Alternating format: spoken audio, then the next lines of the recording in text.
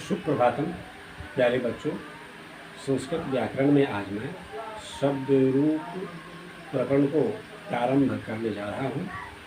शब्द रूप में सबसे पहले अकारांत पुल्लिंग शब्दों के रूप के संबंध में बताता हूँ।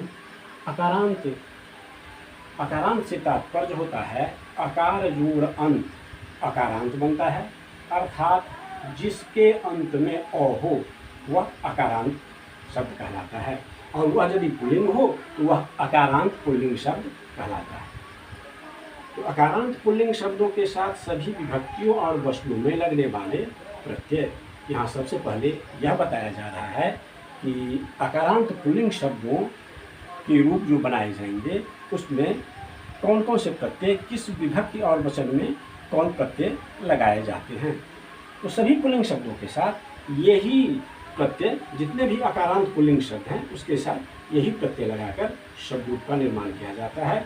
सभी विभक्तियों और तीनों वचनों में ये प्रत्यय हैं।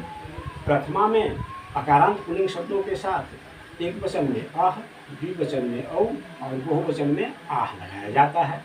द्वितीया में अम, औ और आन, तृतीया में एन, आभ्याम, ऐ, चतुर्थी में आय, आभ्याम, एभ्यः, पंचमी में आत, आभ्याम, एभ्यः, षष्ठी में अस्य, अयोः, आनाम, सप्तमी में ए, अयोः, एषु, और संबोधन में और यानी जो शब्द रूप रहता है, जो शब्द रहता है उसमें वही दिखाई पड़ता है। वहाँ पर संबोधन में प्रथमा का रूप ही आता है, लेकिन एक विशेष नियम के तहत यहाँ इस जो विसर्ग का रूप हो जाता है, तो केवल जो शब्द रहता है वही रहता है। और द्वितीया में ये औ, और नहीं द्विवचन में औ और बहुवचन में यह आह आ जाता है।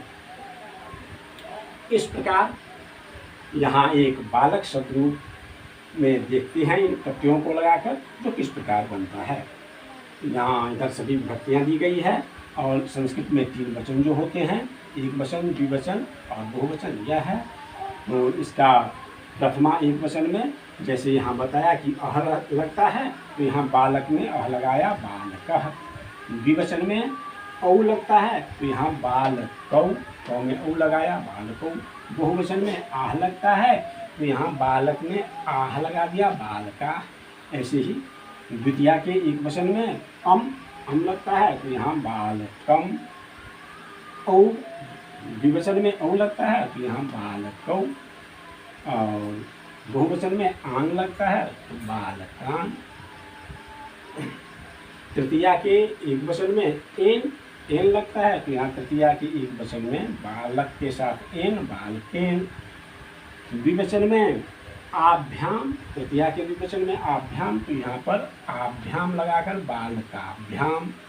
और बहुवचन में ऐ लगता है, तो यहाँ बालक के साथ ऐ लगाकर बालकै।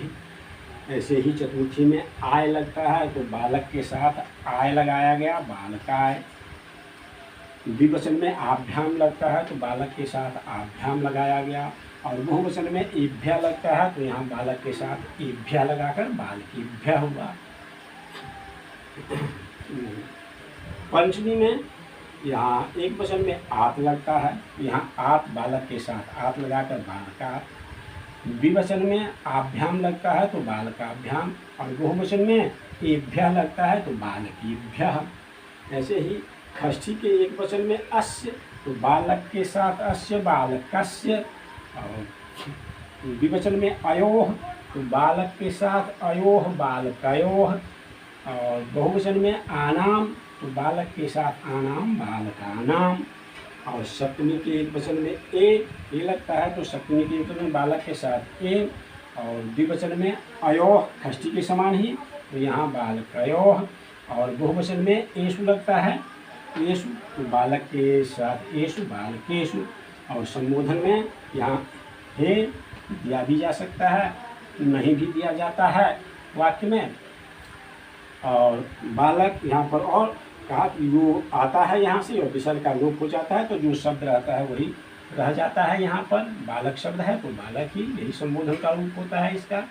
और द्विवचन में औ, औ लगता है तो हे बालकौ, और बहुवचन में आह लगता है तो हे बालका।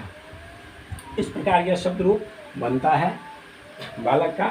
इसे इस प्रकार पढ़ेंगे और याद करेंगे। बालकः, बालकौ, बालकाः, बालकं, बालकौ, बालकान्, बालकेन, बालकाभ्यां, बालकैः, बालकाय, बालकाभ्यां, बालकेभ्यः, बालकात्, बालकाभ्यां, बालकेभ्यः, बालकस्य, बालकयोः, बालकानां, बालके, बालकयोः, बालकेषु। हे बालक, हे बालकौ, हे बालकाः।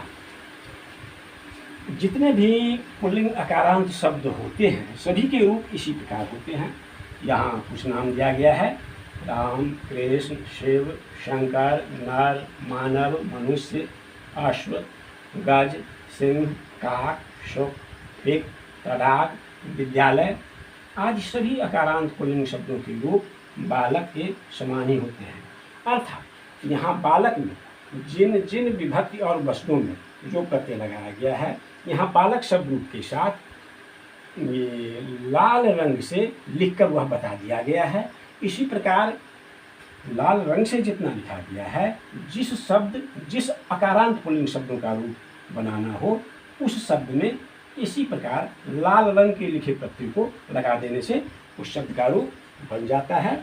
इसी प्रकार दूसरे दूसरे शब्द में भी ये प्रत्यय लगाकर बना सकते हैं और इसको समझ सकते हैं। इन प्रत्ययों को याद कर लेंगे तो इस सभी अकारांत पुल्लिंग शब्दों के रूप बनाने में बड़ी सुविधा होगी, आसानी होगी।